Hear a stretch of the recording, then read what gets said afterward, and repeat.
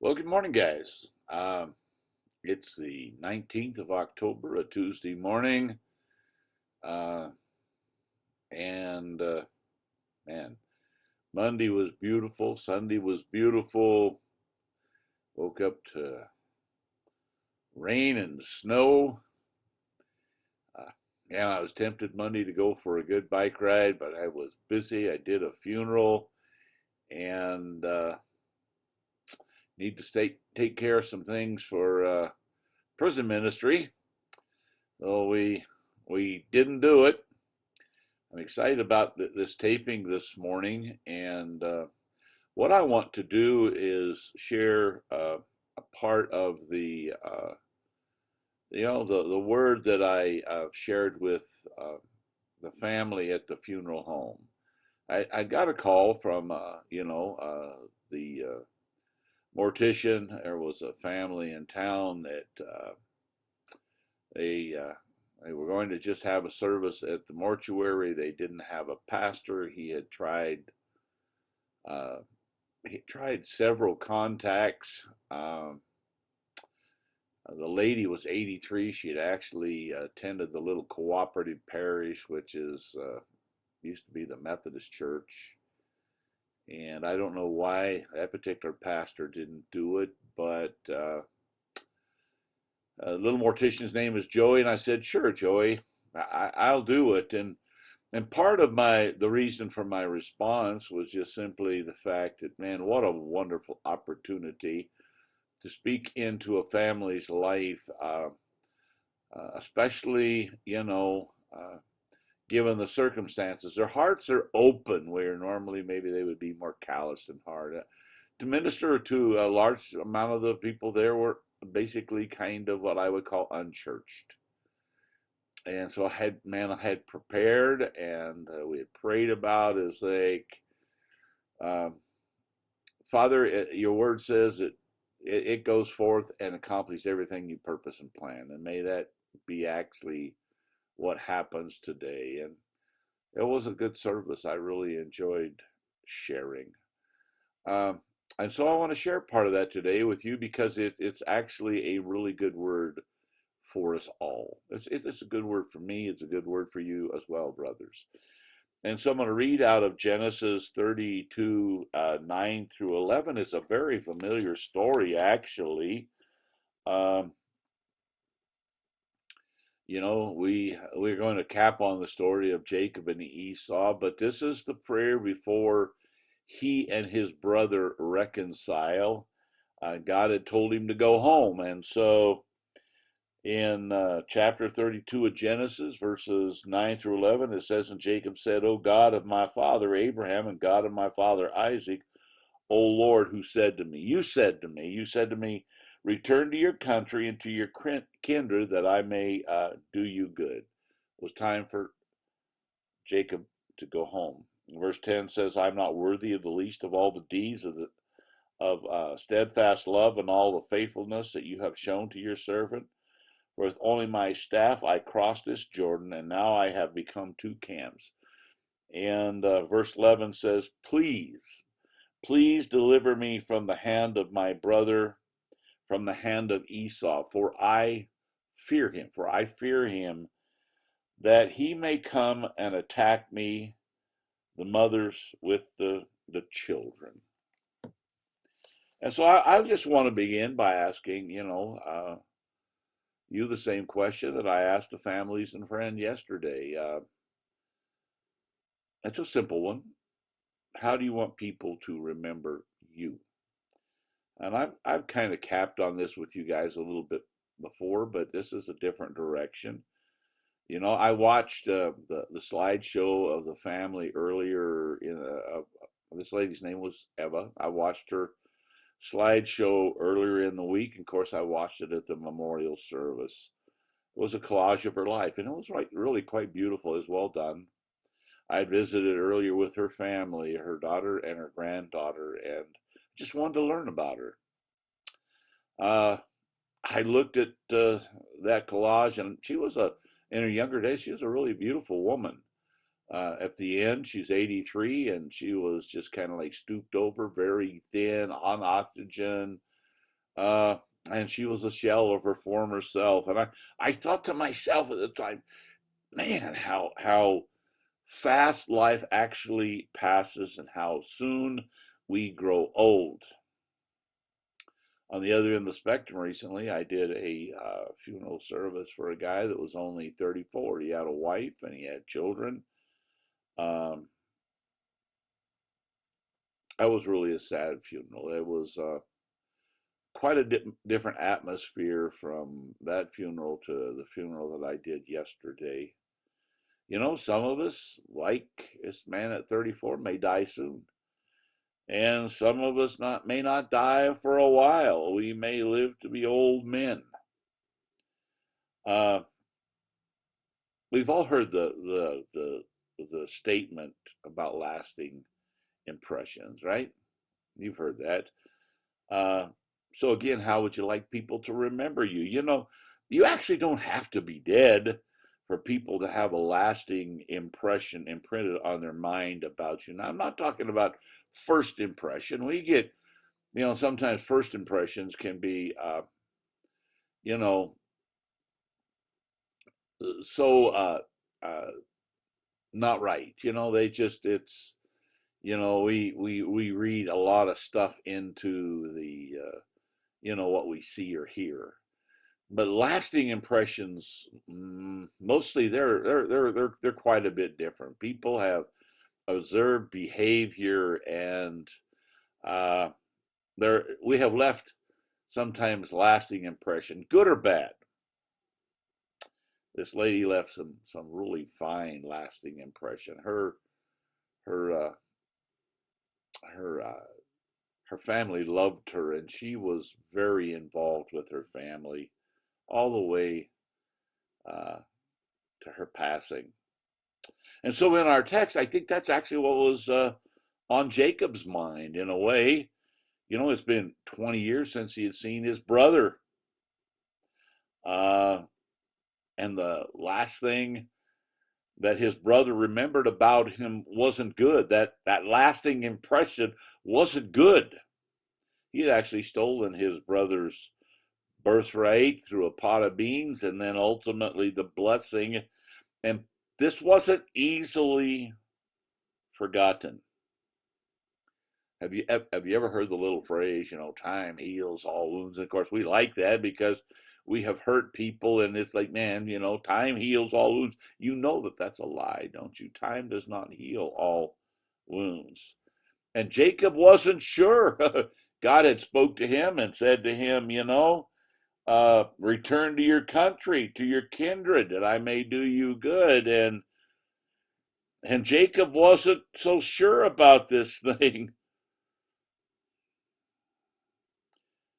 Sometimes we hear a lot of messages that, you know, about the negative of Jacob, you know, and we'll get into that a little bit more. But let's for a moment just look at the story and give him kind of a benefit of a doubt. Um, you know, he was a twin.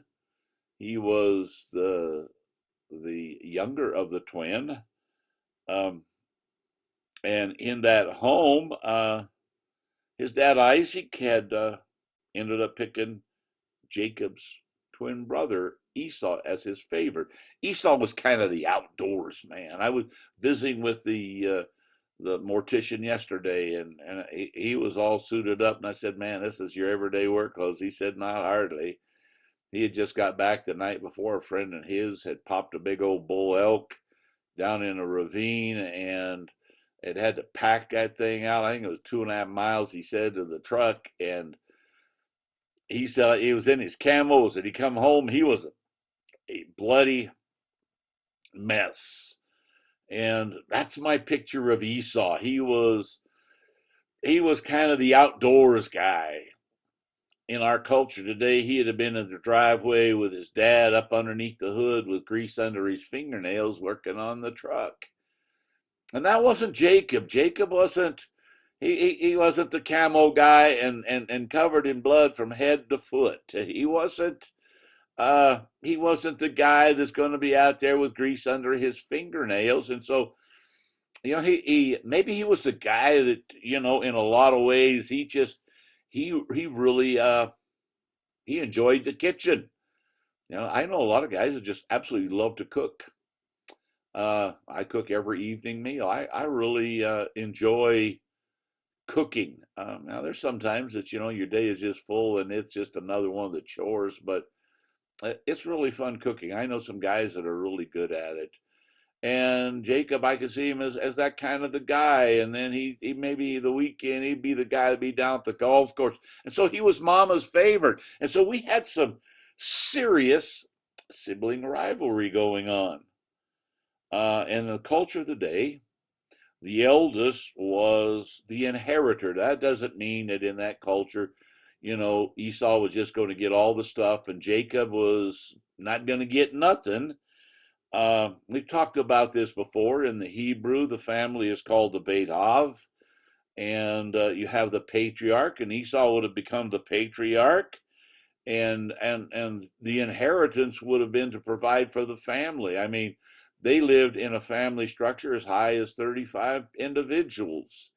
Uh, they were, they lived off the land. They were an agricultural society, and so it necessitated it. And so Esau would have been the head of the clan, the patriarch. And Jacob's mom, she had her favorite, and so she conceived a plan to circumvent Esau's rights as the head of the clan. And so in Isaac, their dad's dying moments, the plot was hatched and carried out. And of course, we read the story. Esau is furious once he found out what had happened, and you can't blame him. I mean, he'd have been furious. And Jacob's mom, she overheard some of the conversation, and Esau was furious, and she said, "You need to flee. You need to pack up your little suitcase. I have an uncle. His name is my brother. I mean, I don't have an uncle. You have an uncle. He's my brother. His name is Laban. And you need to go stay there for a while until things cool out." And Jacob ends up being there for 20 years. He works for Laban. Laban's kind of the same, cut out of the same bolt of cloth as Jacob. We'll talk about that a little bit. Anyway, he marries, he raises children. He is a successful, in our day, would be the rancher kind of guy. And so after all these years, now the moment of truth finally comes. God has called him to go home, and he's about to face his brother. Can you feel the tension? I could feel the tension as I read this story in the air. There's actually tension in the air. You don't want to say, "Hey, Jacob, how's your ulcer today? Have you taken any of those chalky white pills?" And especially when he learned, if you read the story, that his brother's coming to meet him with 400 men, he's thinking, "Oh my God, time did not heal all wounds, and he's going to seriously hurt me. Man, did anybody have any more of those chalky white pills?" And so in our text here, Jacob, it's commendable what he does. He begins to pray. He knows that God told him it was time to go home. It was time for him to actually face the music. Sometimes we need to face the music, and it was time to face the music, and he was afraid. Sometimes we need to write that letter. Sometimes we need to make that call. Some people have been very adamant. "I want nothing more to do with you." And it finally is that moment when God says, "Now's the time. It's time to face the music." And verse 11, as we read, it says, Jacob says concerning Esau, "I fear him." So what he does is he asks God to step into the situation. See, he couldn't call 911 in his day, and he couldn't take and call the local sheriff and have the deputy show up at his house to make sure nothing went down bad. And so, uh, he he asked God to step into the situation. They tell us that Jacob was probably about 70 years old at this time, and a lot of water. So a lot of water has went underneath this bridge. In this moment, he's feeling very desperate. And as he prays, something amazing happened. God actually shows up the night before he's to meet with his brother, and Jacob wrestles and grapples with God literally all night. And in the morning, he knew ultimately everything was going to be all right because God had come to meet him, even though he was still Jacob. He was hedging his bet. Uh, have you ever grappled with God? Let me ask you that question. See, grappling is with God is like, I'm not going to let you go until I receive the answer that I'm looking for. I am really desperate in this moment. Um, when you read the scripture, ask and you shall receive, seek and you shall find, knock and the door shall be open. We've talked about this before. Each is a there is an increase in the desperation. Ask for something simple, and whether it happens or not, I'm good. Seeking, I've lost something. I'm a little bit more desperate. Knocking, man, it's like you got to help me. And a lot of our prayers are just rub a dub dub. Thanks for the grub, yay God. Then we just kind of like go our merry little way. Again, have you ever grappled with God until you know everything is going to be okay? I've shared the story of uh, a daddy that had a daughter and a son-in-law that were missionaries in Africa, and in the middle of the night, God wakes him up, and he knows something wrong is wrong. And this is before the iPhone, and the only thing he had was snail mail, and so it wasn't like he could get on the horn and say, "Hey, what's happening?" But he got down on his knees and began to pray in the spirit, and he prayed till he felt a release in his spirit man. And apparently he prayed quite a while. And then the release came. He grappled with God, and the release came, and he got up and he went to bed. And he would learn several weeks later that what had happened, his daughter had been in a serious automobile accident. She was in a hospital fighting for her life at the very moment that God woke him up. But he grappled with God, and of course the daughter survived. So it's kind of interesting. There's another layer in this story in Jacob's grappling. God asked him a really strange question. Think about it for a moment. Hey, Jacob, you know, what's your name? It's like, Elmer, what's your name? It's like, look, dude, you know what my name is, kind of that's a silly question. What's your name? Names in those days meant something. Ridgeway, I've shared this before. Ridgeway. Way was a road, ridge, the road on the ridge. The people lived on that road on the ridge. They were the ridgeways. I have my grandparents were the Moorlands, and they they lived down on the moorland, the land on the moor. Robin's mother, her husband's name and her married name, last name is Marsh. The people that lived on the marsh. It's not like some cutesy little name that somebody digs out to name their child today, got some little weird spelling and so it's unique. It's like, we named our son Cody. His name is Cody, but, his name is not because of Cody, Wyoming. Anyway, so he asks him his name. And the Hebrew, his name actually means heel grabber. In the birth, these two boys, the twins, Jacob, there was a fight to see who was going to be born first in a way, and Jacob had actually grabbed the heel of Esau. And we think, oh, isn't that cute little old story there? But it wasn't a good name. You realize that.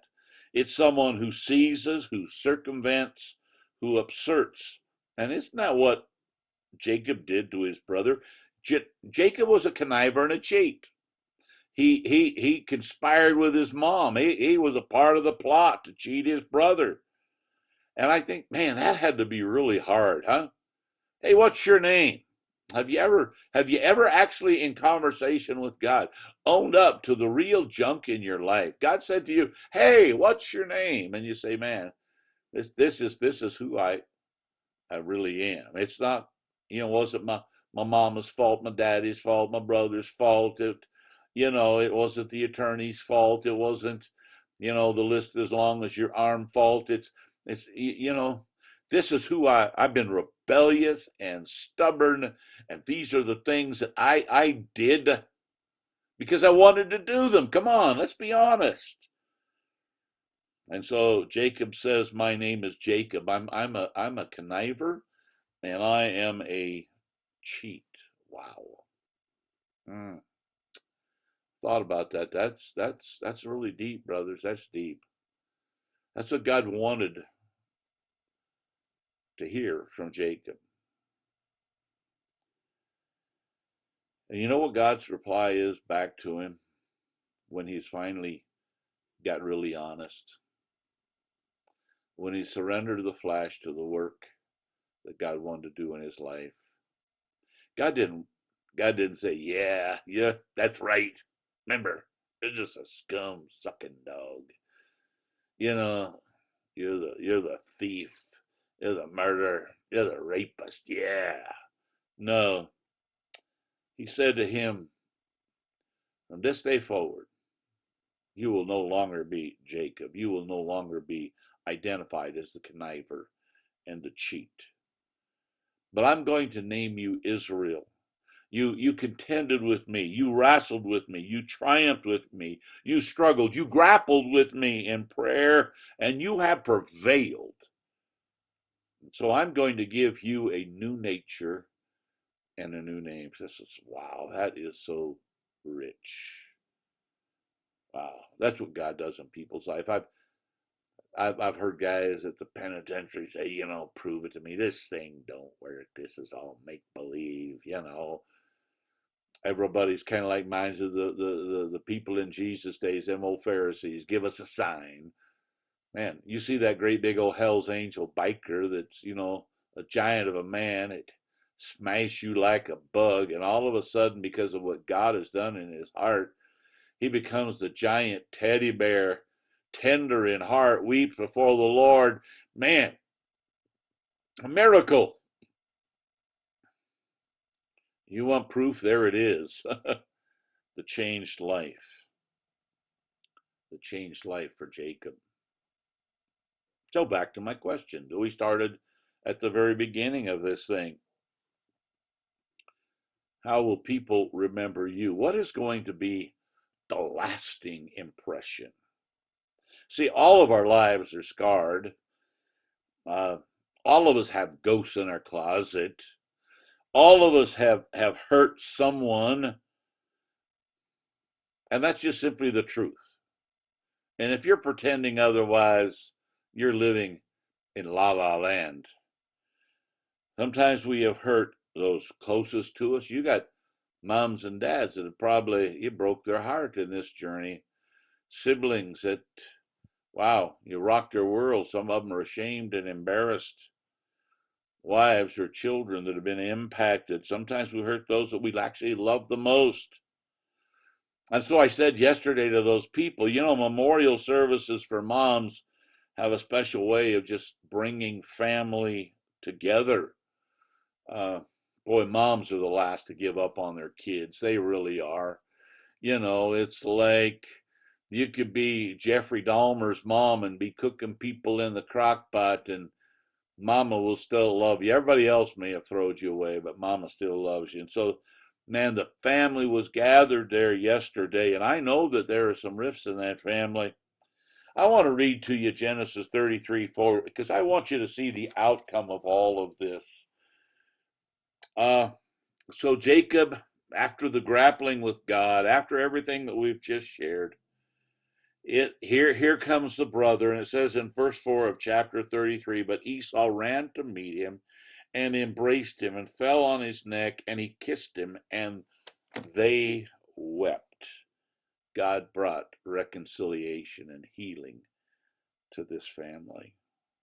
That memorial service yesterday was not just about remembering Eva, but it was about the family and the friends that were there. And if anything needed to be taken care of before they left, they needed to grapple with God. They needed to allow him to change their history and give them a new name. and they'll go out and simply make the crooked places straight. And that's my word to you, brothers, today. If anything needs to be taken care of before you leave this Bible study today, I mean, my encouragement to you today is to allow God to change your history and give you a good name and be honest with him. And then go out and make that crooked place straight. Go out and write that letter. Go out and make that phone call. Begin to act and behave differently in your block. Begin to act and behave differently with your cellie. And lastly, to just look around you and see the incredible treasure that you have in each other. See, that was the legacy of this mother.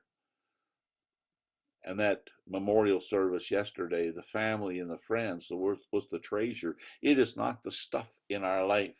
People in this seem they're infatuated with the stuff.